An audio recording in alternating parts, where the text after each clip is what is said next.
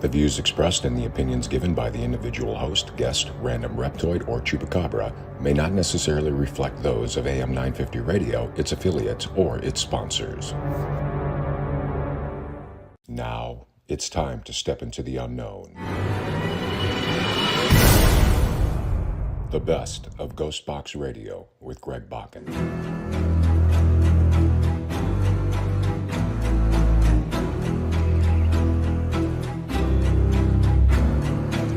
This is the best of GhostBox Radio with Greg Bakun on AM 950. Tonight we're going to play parts of interviews from 3 different guests. We've had some amazing people appear on the show, and we think that they should be heard from again. Enjoy the show.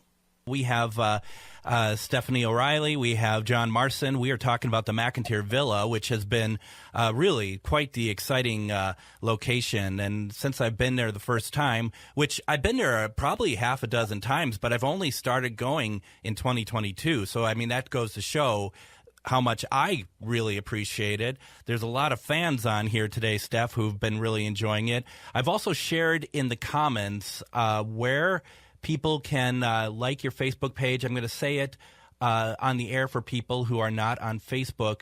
Go to 1889 McInteer Villa. That's McInteerVilla.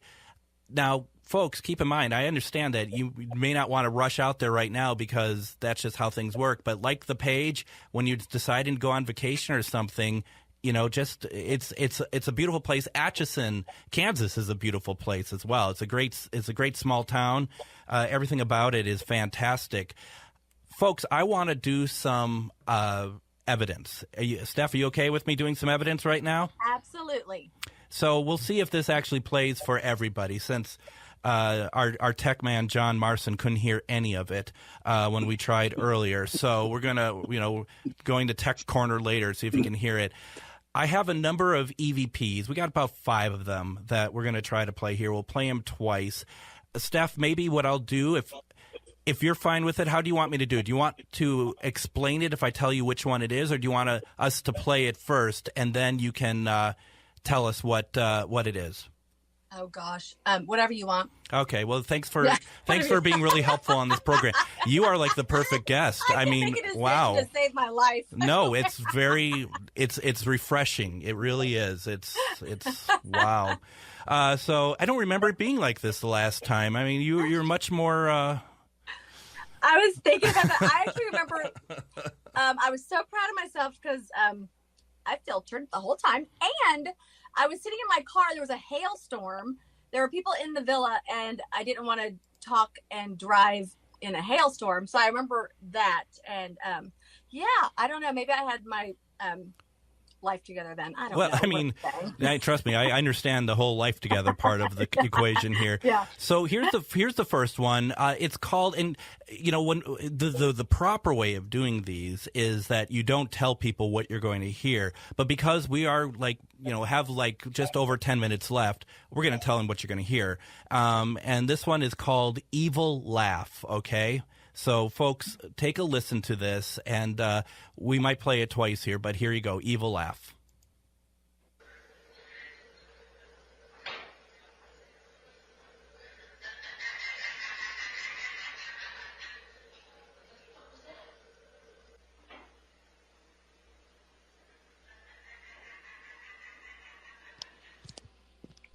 So, John, did you hear that? Oh, yes. Good. Oh, good. The Tech Corner is working today. So, Steph, I mean, first of all, what I love about that clip, and for those listening on the radio, you hear it twice, and that's because it's 2 different cameras picking up the same laugh. One is louder, and the other one is maybe not quite as loud, only because it is in a different spot. I mean, that's incredible, Steph. It's a different floor. I mean, it's got different floor, yeah. Yeah, I mean, it's crazy. So the story on that one was the night before. That was like 9:30 in the morning. I had some friends over. That we had spent the night, and they didn't want to go to the basement, so we didn't. And they wanted to wait till morning to go to the basement. So we were in the basement just hanging out in one of the rooms, and we heard something fall. And because I'm lazy, I just checked the camera. I didn't want to go upstairs and see what Why fell. not? Yeah. I mean, why not? so I checked the camera and we heard that fall, that bang, whatever it was. And then that's how we heard that laugh. Otherwise, I mean, it's so loud, and I get how people don't understand that we didn't hear it, but we didn't hear it. Because trust me, I would have bolted. I would have gone home. But it was so loud. So I don't even know I don't know who that is. I don't know if it's a man or a woman. I don't know. It's crazy. Let's do this. Let's play it one more time, and we'll move on to the next one. So here is Evil Laugh again. Now that with a little context, maybe some folks might pick it up a little bit more this time. Here you go.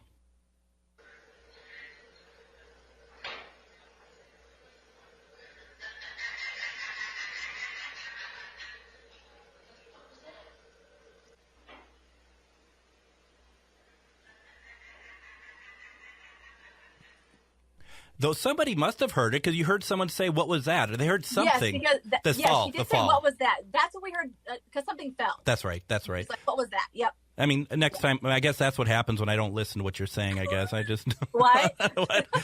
Hey, how did you two get here? So the next one is titled "Ha Ha, You Can't Get Me." So let's take a listen to that.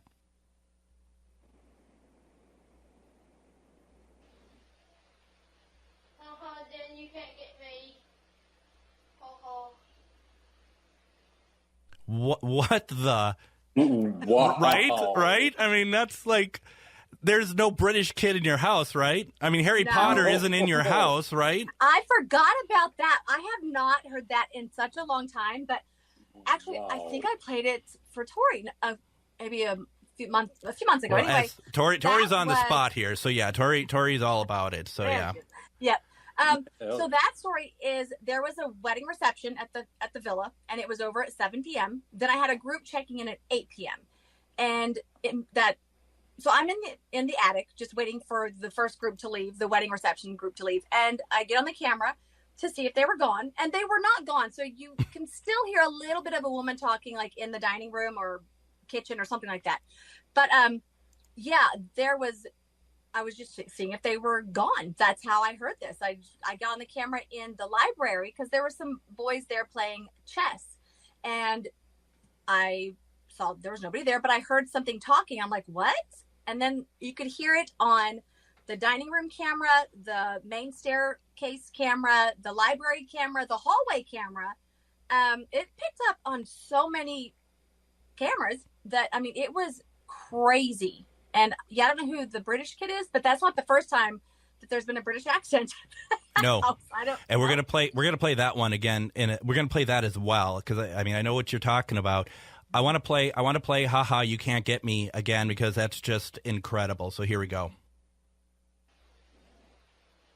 Ha ha, then you can't get me. Ha ha.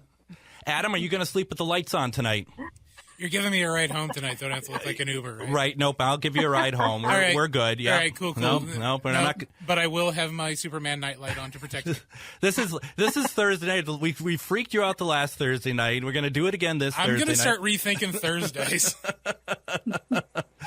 So moving on, we got one called "Comeback." So here we go with that.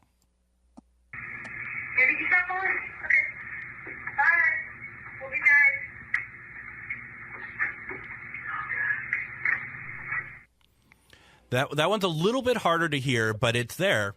It's there. Are we working you hard tonight, Adam, with the scary ones there? I could see like the color draining from your face. Okay, that one was really cool. I liked that one. Yeah. That one is so that is a great example of when people are spending the night, I tell them, for any reason, let me check the camera. If you want me to check it for any reason, you never know. And so those girls, I think they thought they heard something, but not sure what. So they messaged me and asked me to check the camera. And that's how we picked that up. So their recorders didn't pick it up. That's from my security camera, just because they heard something. And so I checked the camera, and you can hear "come back," which is kind of rude because I get told to get out. But whatever, I'm not mad. It's not a competition, right? I mean, clearly it is. It clearly is. Clearly. Let's listen to that one again. We'll move on to the next one too. Here you go. did you stop calling? Okay. Bye. We'll be back. Yeah, that's good stuff. Moving on, we got I don't know who this one is it's speaking to, but this one is called Stupid Dumb something else. There, we're gonna hear it. It might have been about you, John. I'm not quite sure. You know, it might been like forewarned of you coming like 3 years, you know, early or something like that. So let's take a listen to this one.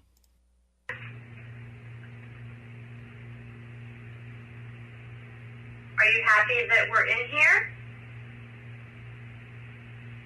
She's really screaming in that thing right now. I hate you, Stephanie. No, I'm not. He leaves already. So bad. It's really bad to stay here tomorrow by myself until people show up. Yeah. Yeah. So even John's face. I'm enjoying this. I really am enjoying this. Yeah. that is in the kids' room, and I had a girls' night. This was probably 3-4 years ago, and I asked Esmeralda, who is a 1800s marionette with human hair. Yep. She's in a locked case. That's but all. I had asked, "Can you hear me with those human-like ears?" And then I asked, "Are you happy we're in here?" Nothing happened. We heard nothing. I even apologized to the girl saying, "I can't schedule an appearance. Sorry." And the next day somebody asked me to check my camera, and then the response was, "No, I'm not, stupid dumb B word." And that same laugh, which again, if we would have heard it, I would have left. But I mean that voice. I didn't like that doll to begin with. No. Yeah. and I find that room the most comfortable in the entire second floor. What? Yeah. Yes. Really? Yeah, that's something. Why don't let's play that again, and we'll move on to the last one here. So for those who want to not sleep tonight, here is an EVP.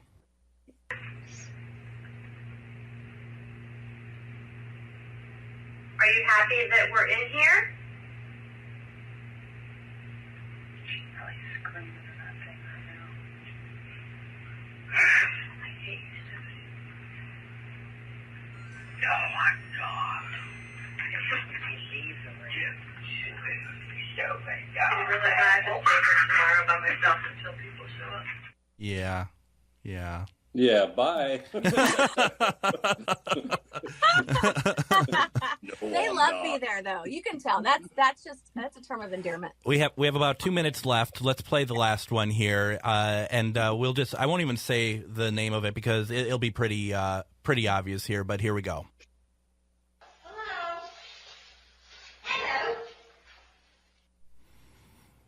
So that was, and so there's one human component to it, but then there's one that isn't, right?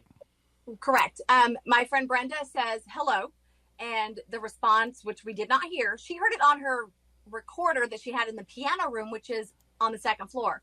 I'm sorry, on the main floor. We're in the basement, and she says hello, and then there's a response, hello, that some people think sounds like a parrot, or some people think sounds British. That's interesting. Yeah, I guess I hadn't thought about that. My first thought went to British again, but yeah, it kind of does. Let's have another listen to it. Hello. Yeah, that's Harry Potter's there again. So, wow. As we wrap up, Steph, how do you want people to get in touch with you about just anything about the villa? They can call me, they can text, they can email. Email is the same basically as my website's 1889 McInteervilla@gmail.com. Mm-hmm. Or they can get on the website and the calendar is on there, and anything with the red dot is already taken. But you can, for $100, you can hold a date. I've even booked some Saturdays through April and May of next year. Every weekend's booked up until 2024 right now, but $100 holds a date, and your final payment's due a week prior. So if you see a date, just call me up and grab it. That's perfect. Yep. And John, Shar, and I are going to do an event there next year. That we got to still work out some stuff, but folks know that we're going to do one for people up in Minnesota. We'll get that information out as soon as we can on that. John, thank you very much for joining in tonight. I really appreciate it. Thank you for having me. Oh, my pleasure. And Steph, it's always good to talk to you. Thank you so much for taking part tonight. Thank you, guys.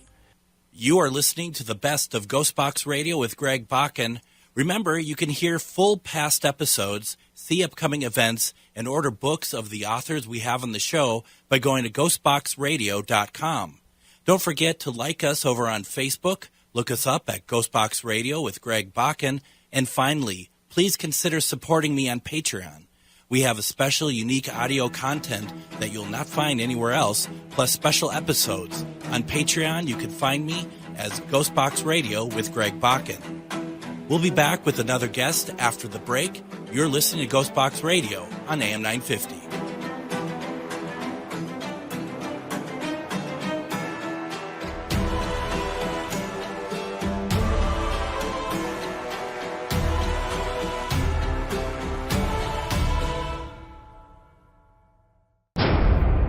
The best of GhostBox Radio with Greg Bakun. Now, to our guest, Stephen Warren Hill, who is very well knowledgeable about all of these wonderful films, and for someone like myself who actually is friends with him on Facebook, and I see that you're watching like a movie a night or something like that, and then you're also going through your CD collections. You're like, I'm on the letter N right now, and and then also you also are owner of the largest Doctor Who online community, Gallifrey Base. Do you do human things?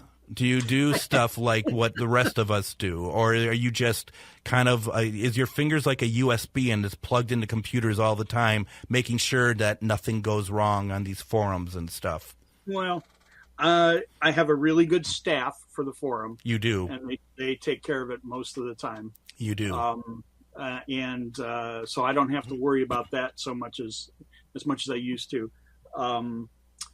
As far as I work from home, and I have a TV right here next to me, and I can usually have a movie on while I'm working, and I trade off between listening to music or watching movies.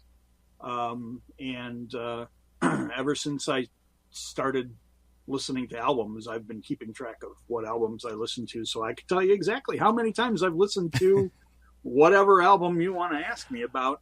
And movies I've been a little less careful about keeping track of, but I'm trying to keep track of now, and hence me posting about all the movies that I've watched since the last time I posted, and what ratings that I give them. Because sometimes I'm seeing movies for the first time still. Because they're in the theater for the first time.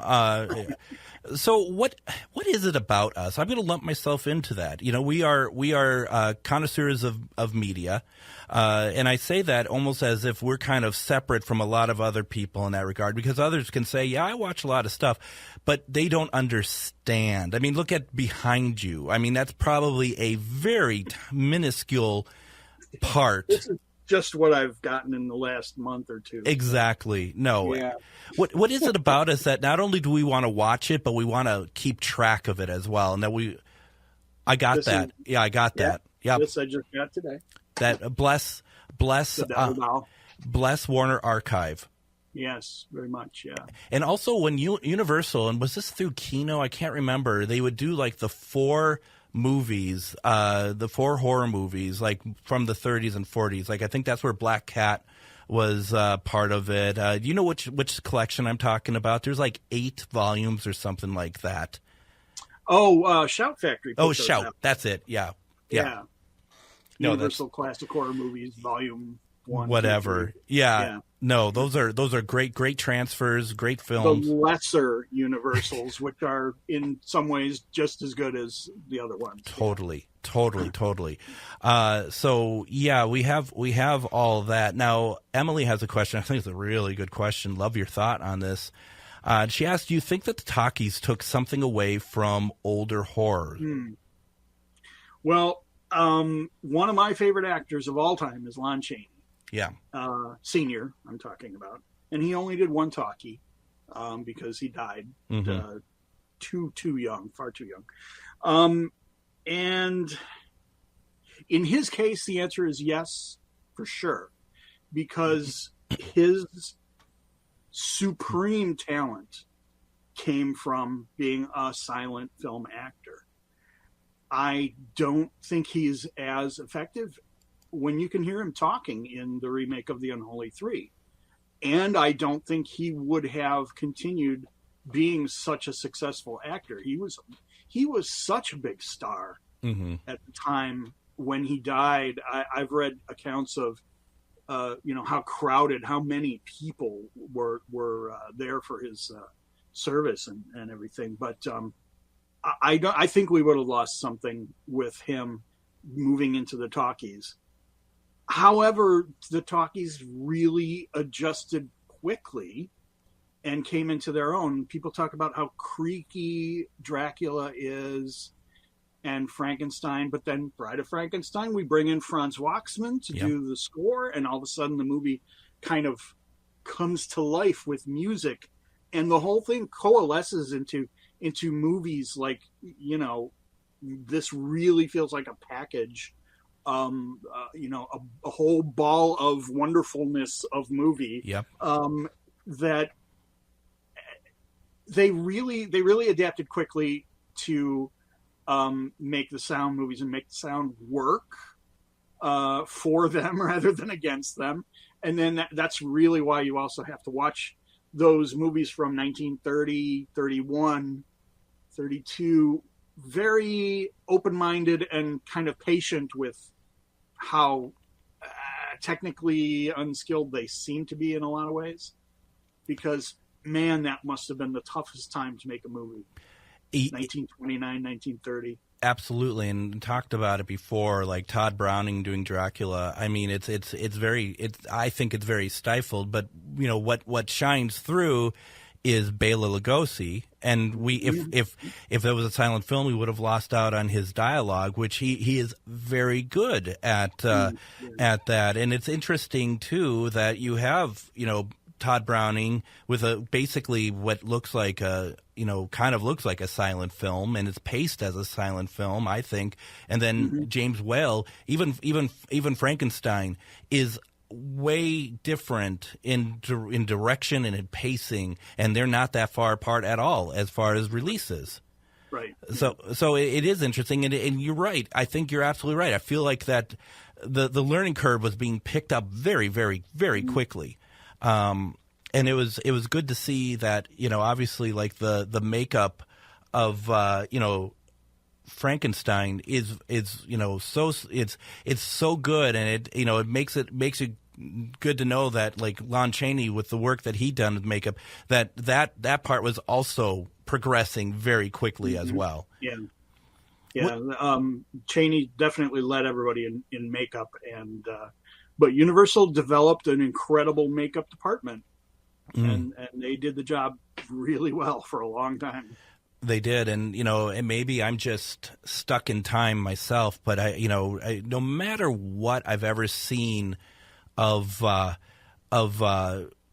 Frankenstein post Universal films, never has hit that sort of like wonderment to me as those films, apart from the Munsters, I guess. But everything else, granted, they can't touch that design. They can't. No one else could ever go anywhere near it.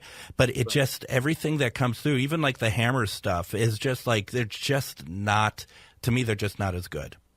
I have to agree with you that it's just too iconic. You can't even come close to it. Approaching it, because it's so cemented in people's minds as the look of the Frankenstein creation that you can't get away from it. And do you feel like we're missing a beat, or even Universal is missing a beat, that there isn't any way that they could bring back those designs, new type of films, reimagined, and create something and keep a franchise going? I just feel like that no one wants to attempt that. Obviously, there's a new Frankenstein in the works.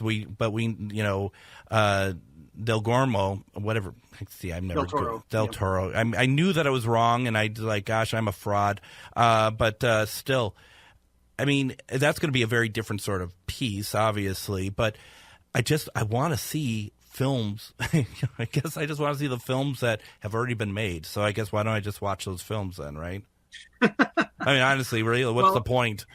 There are a lot of Universal Monster fans who really strongly wish for a revival of those classic creations on the big screen, but I just don't see how it can possibly work these days with the audiences expecting more, rapid, fast-paced movie with a lot of action, and the attempts that they've made don't just, sometimes they're all right.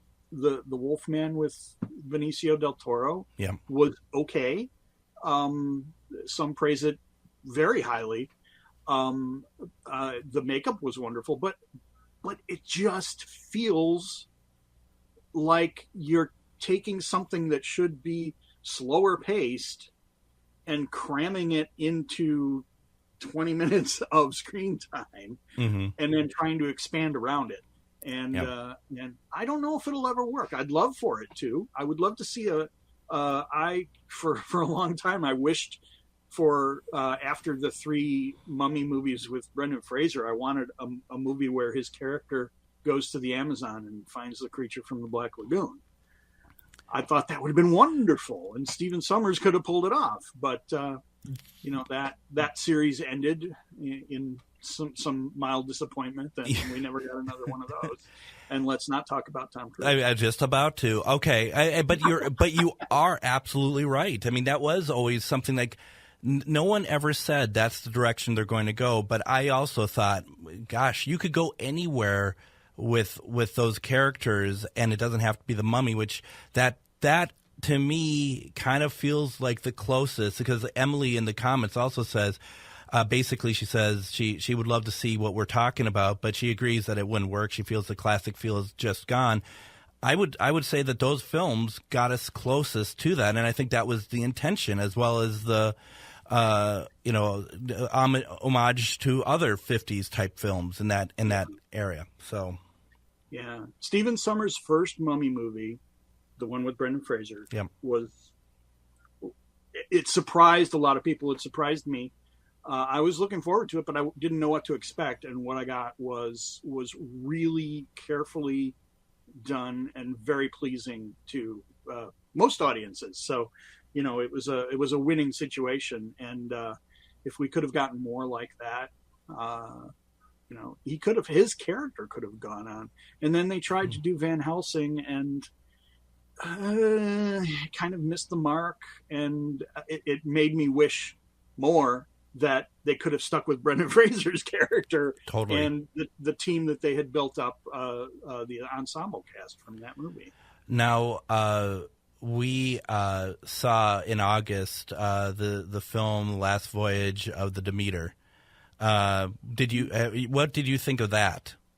I have not seen that yet. Oh, look at that! My gosh, we got one. It's sitting over there. I haven't seen it yet. It just came out. You have just you picked it up right away. My gosh. Oh yeah. I pre-order almost everything. God, it's amazing. It's amazing. Otherwise, I forget. If I don't order it right away, I forget. And then 2 years later, I go, that came out. Right. Well, it'd be interesting to get your thoughts on it when you see it, because it's very interesting. And Adam and I did see, and we talked about it a while back. But it's a very interesting as you know, very interesting film that's very much just a piece of the Dracula novel. Emily also says, and this is what I was also going to say, when we talked about a surprise that some of these films have come out, let alone in beautiful quality, she mentions Mystery Science Theater 3000 made a 50 horror movie lover, but in some ways that was the only way we could see some of these films was as MST3K episodes, which kind of like, and the condition of those prints that they used added to their ability to make fun of them. Of course, they would make jokes about missing frames and things like that. But when you see those movies in restored format, and I'll give you an example because just recently released within the last couple of weeks, double feature Blu-ray of the giant Gila monster and the killer shrews. The prints of these movies are wonderful. Mm-hmm. And The Killer Shrews becomes a movie that you realize that's not that bad for a low, almost no budget movie where they put carpets over dogs to be shrews. And it's better than you think it is. But the prints that they used to use on MST3K would never let you feel that way about the movie. No. Right. And you could never see a movie that might be okay underneath it all. So that's another benefit that we get from these restorations that we're getting. I can't say enough about how wonderful it is to get these new scans of, the original camera negatives and see these movies like we never have seen them before. So you're never going to be one of those people who think that in some cases lesser quality, for nostalgia's sake, even is all right sometimes. And my case in point, and I hate to bring up this series, it's one that I don't know if you heard of, it's called Doctor Who, and it's sometimes I like to go back to the VHS recordings. You are listening to the best of GhostBox Radio with Greg Bakun. Remember, you can hear full past episodes, see upcoming events, and order books of the authors we have on the show by going to ghostboxradio.com. Don't forget to like us over on Facebook, look us up at GhostBox Radio with Greg Bakun, and finally, please consider supporting me on Patreon. We have a special, unique audio content that you'll not find anywhere else, plus special episodes. On Patreon, you can find me as GhostBox Radio with Greg Bakun. We'll be back with another guest after the break. You're listening to GhostBox Radio on AM 950.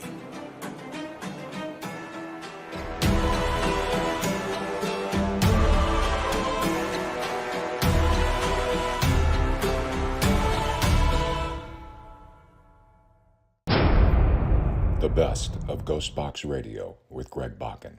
But we are continuing our conversation with Mr. Sam Baltrusis. We've been talking about Fueled by Fear, his newest book that you can get on Amazon. And you also go to sambaltrusis.com and make sure that you check it out. There's a lot of information about him on there, and it's a very well laid out website. So I would definitely recommend that. And we've been talking about a number of things about the paranormal and the shift there. But one thing I wanted to do, Sam, since we shared this, and I was so happy to see her in your book, Meg, who friend to both of us, dear friend to both of us. Yeah, I'm gonna start crying. In May.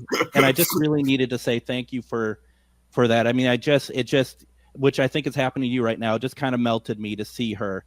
And she is so missed. Yeah, very much so. And I wasn't expecting that.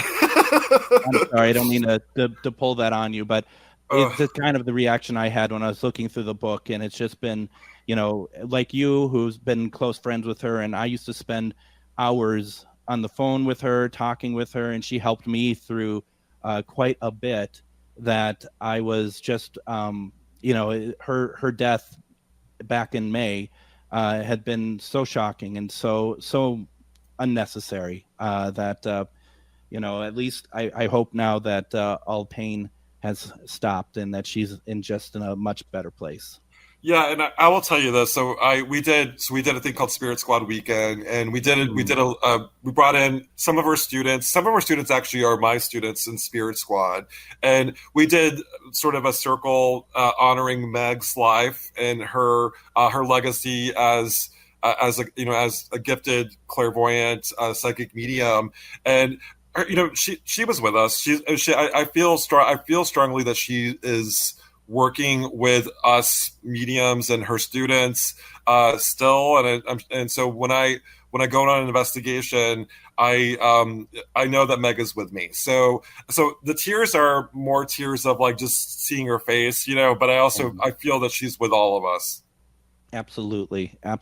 So I really just wanted to say how wonderful it was to see her in there, which I'm not surprised, knowing that you two had such a close relationship. But it was really nice to see her. Yeah. So the book is dedicated to Meg. It's so fantastic. So a couple things we were talking about the just a kind of shift in paranormal. We're talking about where things are going, kind of from broadcast to YouTube. Nicole had a question that was with Discovery tossing out paranormal shows. Where can people find good programming? I'm going to let you answer that in 1 second, but Ernie also responds back, and he was with Brandon Alvis and Mustafa when they shot some episodes of Haunted Discoveries that we finally found out that that's going to have a home on T+E network. The promise with that is that that's going to be a show that's tosses paranormal programming on its head. It's like a different approach, and I'm really excited to see what that is. Do you have any idea? Have you talked to them at all or seen anything that they've been doing along? So I'm also kind of going that direction too. So it's T&E. It's a Canadian network. So it's like Discovery Plus, and they're launching a platform they've already launched a platform called Haunt TV, which is going to be their streaming platform. And so the show that I filmed this past year is called History's Most Haunted.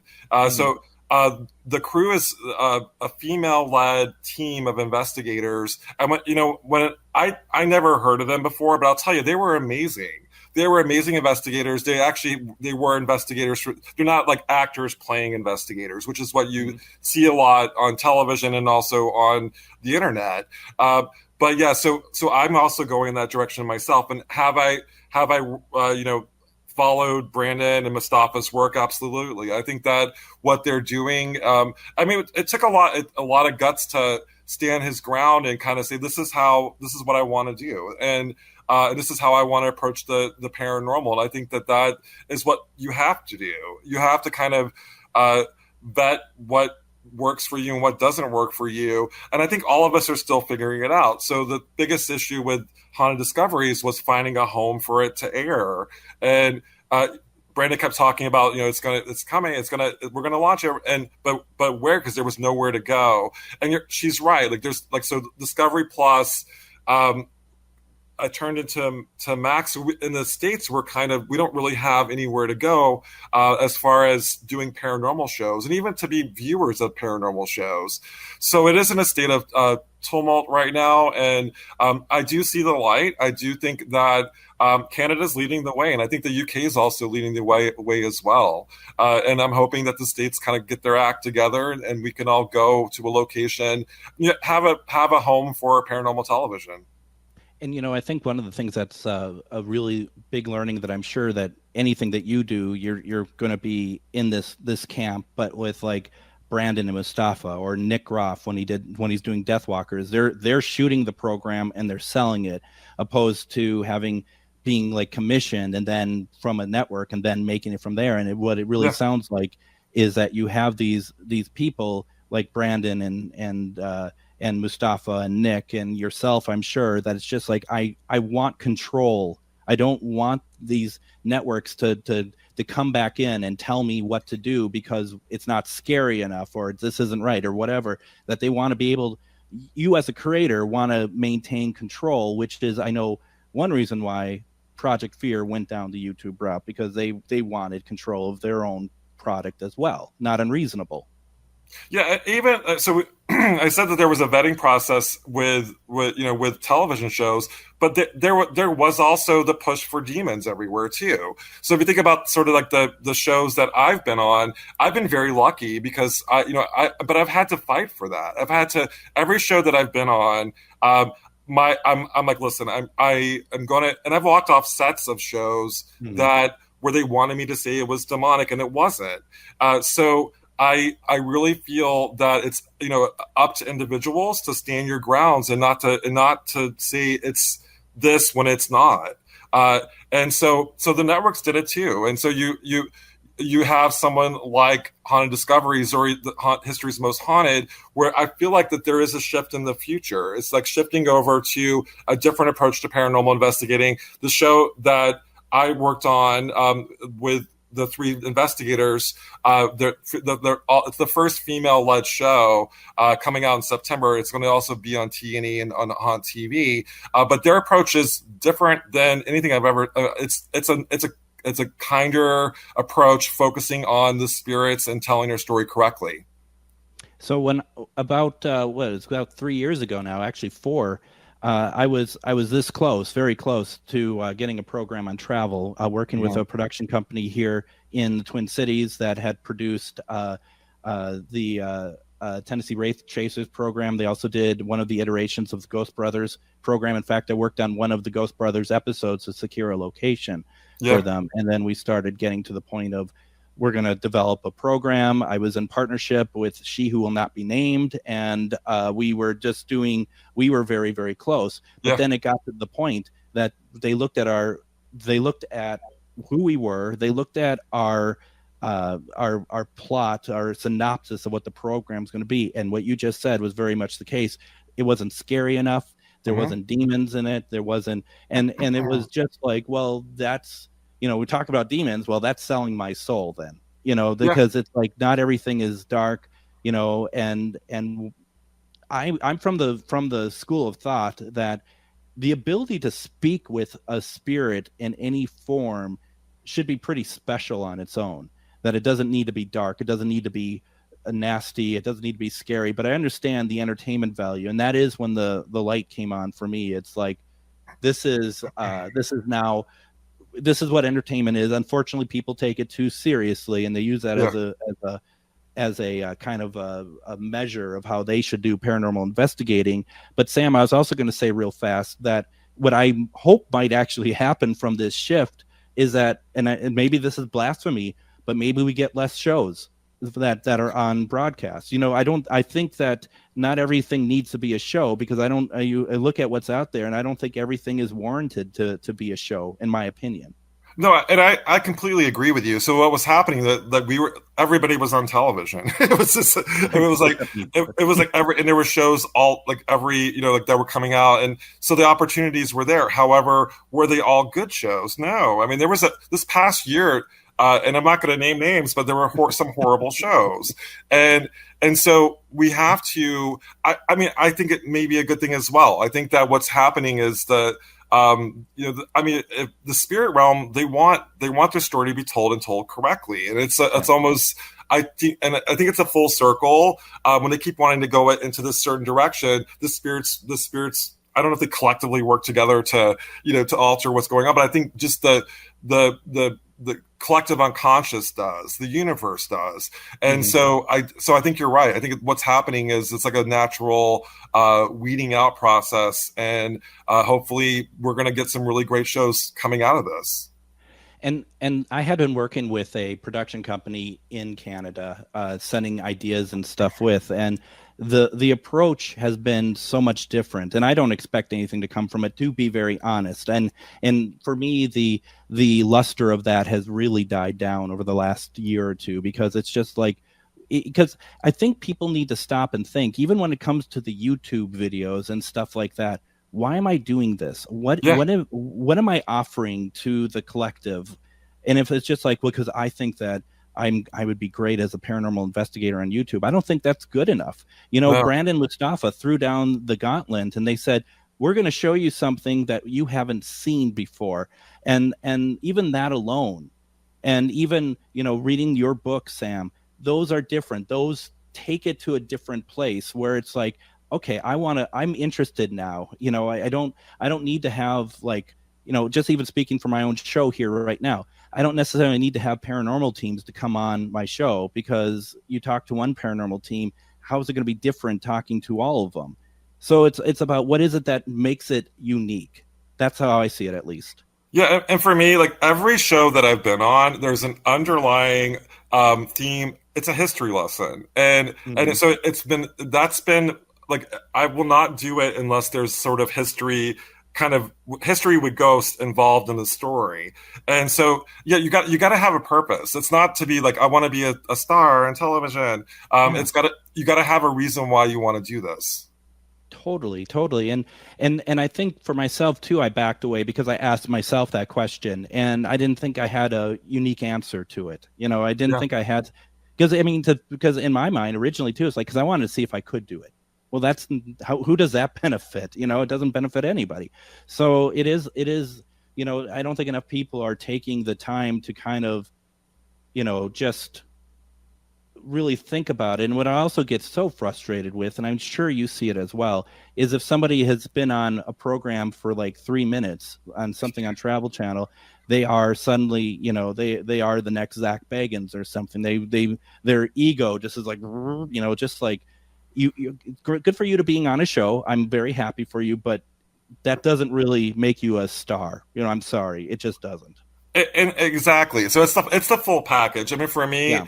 I'm an author, and that's like that. So I've written 16 books altogether. So when I go to a convention, I sell the fact that I'm an author. The television is just, it's an add-on, and it reaches more people. But I think it's important to kind of know your place in the field. And I think, Greg, for you, just to kind of give you some insight, like Dave Schrader is a great role model in the sense that he's a radio guy who's also a great investigator. And I'll tell you, working with Dave, and this goes for other radio people too, you need somebody that's going to be articulate and to be able to kind of like surmise what's going on. And, like with Dave, when we did Curse of Lizzie Borden, we were he was like taken over and basically automatic writing. And it was a really, really intense thing, but you saw him kind of like pull back and say beautiful things. So that's a gift. That's a gift in itself. So that's what I think, to kind of give you, I guess, a push to go on to keep doing what you're doing is radio people are able to kind of like magically surmise what's going on. Totally. It's amazing how quickly these hours go by. For those of you who want to check it out, and I highly recommend that you do, go to sambaltrusis.com. Check out all of his books. Go to Amazon. Get Fueled by Fear. See what he's up to. He's everywhere, and I mean that in a good way. Sam, thank you so very much for being on with us tonight. Greg, thank you so much for having me on, and I'd love to be on again. Would love to have you on again. And, just wanted to say, as we wrap up this week, I'd like to once again thank Sam Baltrusis for joining us. You are listening to the best of GhostBox Radio with Greg Bakun. Remember, you can hear full past episodes, see upcoming events, and order books of the authors we have on the show by going to ghostboxradio.com. Don't forget to like us over on Facebook, look us up at GhostBox Radio with Greg Bakun, and finally, please consider supporting me on Patreon. We have a special, unique audio content that you'll not find anywhere else, plus special episodes. On Patreon, you can find me as GhostBox Radio with Greg Bakun.